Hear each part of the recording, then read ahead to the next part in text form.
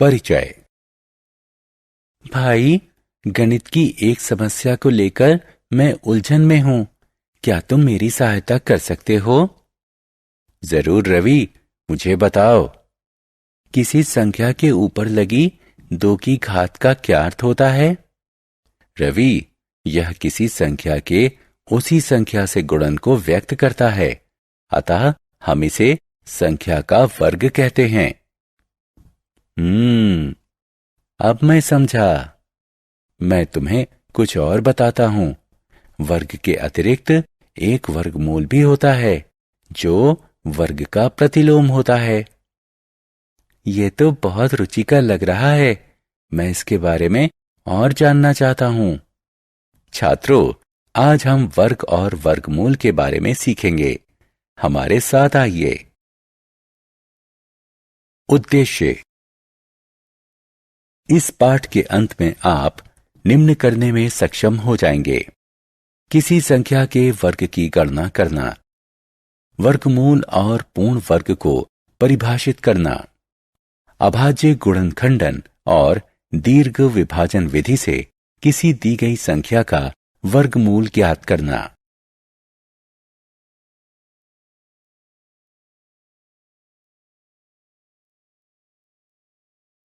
किसी संख्या का वर्ग। आइए पहले वर्ग संख्या के बारे में जानें। हम किसी संख्या का वर्ग कैसे कर सकते हैं? ये आसान है। बस उस संख्या का स्वयं से गुणन कर दो। आप वर्ग को घात के रूप में भी लिख सकते हैं।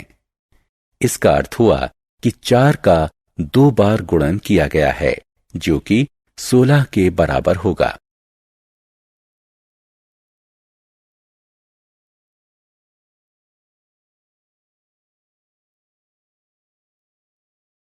पूर्ण वर्ग। आइए पढ़ें। 1 का वर्ग 1 होता है, 2 का वर्ग 4 होता है, 3 का वर्ग 9 होता है, 4 का वर्ग 16 होता है, 5 का वर्ग 25 होता है। इसी तरह अन्य संख्याओं का भी वर्ग है। हम गुणन तालिका से भी वर्ग प्राप्त कर सकते हैं। क्या आप जानते हैं कि इन संख्याओं को क्या कहते हैं? इन्हें पूर्ण वर्ग कहते हैं। पूर्ण संख्याओं के वर्ग को पूर्ण वर्ग कहते हैं।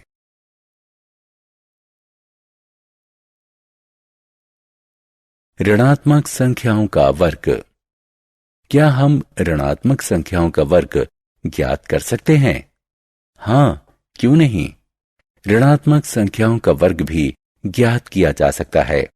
जब हम ऋणात्मक संख्याओं का वर्ग करते हैं तो हमें एक धनात्मक संख्या प्राप्त होती है। मान लीजिए कि हमारे पास एक धनात्मक संख्या और ऋणात्मक संख्या है और हम उनका वर्ग करते हैं, तो परिणाम समान होगा। यह जानकारी बहुत ही रुचिकर है।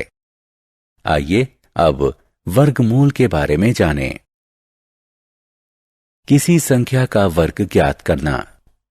किसी छोटी संख्या जैसे 7, 4, 5 इत्यादि का वर्ग ज्ञात करना सरल है। लेकिन क्या 27 जैसी संख्या का वर्ग तत्काल ज्ञात किया जा सकता है? आइए जानें कि हम 27 का वर्ग कैसे ज्ञात कर सकते हैं। हम जानते हैं कि 27 20 और 7 का योग है, अतः 27 का वर्ग इसके बराबर होगा।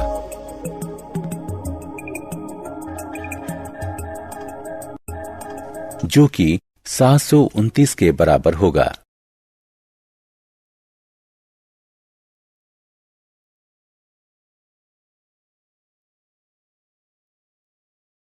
वर्गमूल क्या है?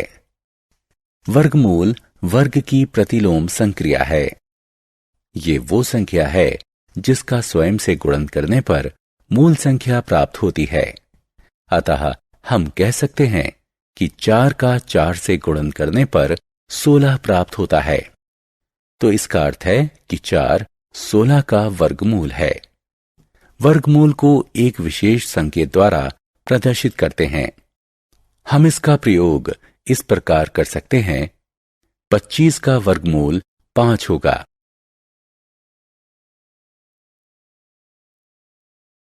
पुनरावृत्त व्यवकलन संख्या। हम किसी दी गई संख्या का पुनरावृत्त व्यवकलन यानी घटान विधि द्वारा वर्गमूल ज्ञात कर सकते हैं। यह सचमुच बहुत ही आसान है।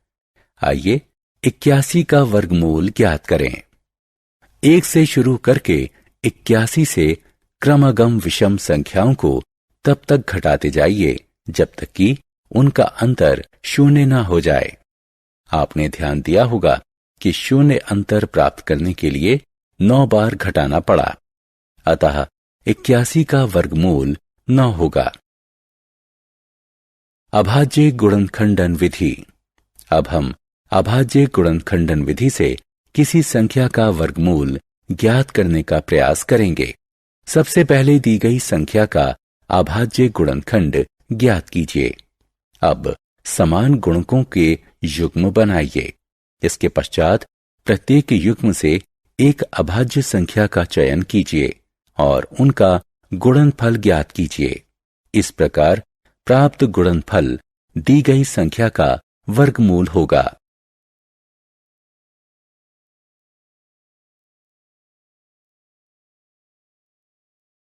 दीर्घ विभाजन विधि। अभाज्य गुणनखंडन विधि से बड़ी संख्याओं का वर्गमूल ज्ञात करना कठिन हो जाता है, इसलिए हम दीर्घ विभाजन विधि का प्रयोग करते हैं। आइए इसके चरण देखें। सबसे पहले दाएं से बाएं तरफ संख्याओं के युग्म के ऊपर बाहर खींचिए।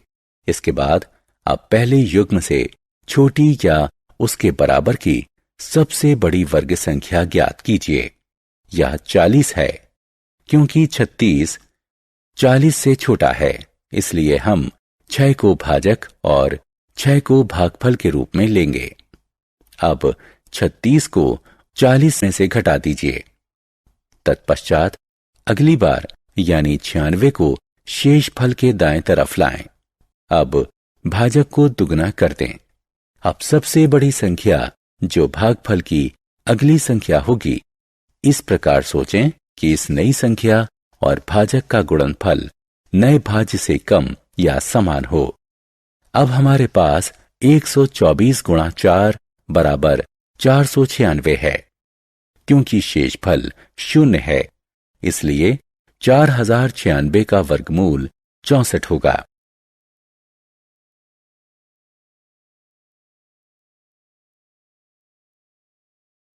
सारांश। आइए हमने जो कुछ सीखा है उसे संक्षेप में दोहराएं।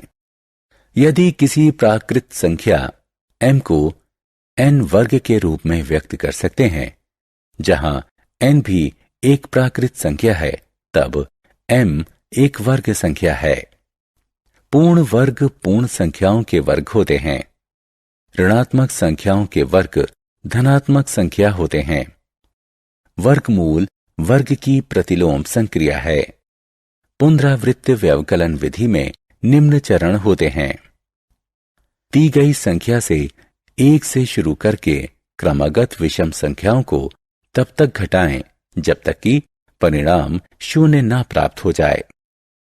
जितने चरण में 0 प्राप्त हुआ है उनकी गिनती कीजिए। अभाज्य गुणनखंडन विधि में निम्न चरण होते हैं।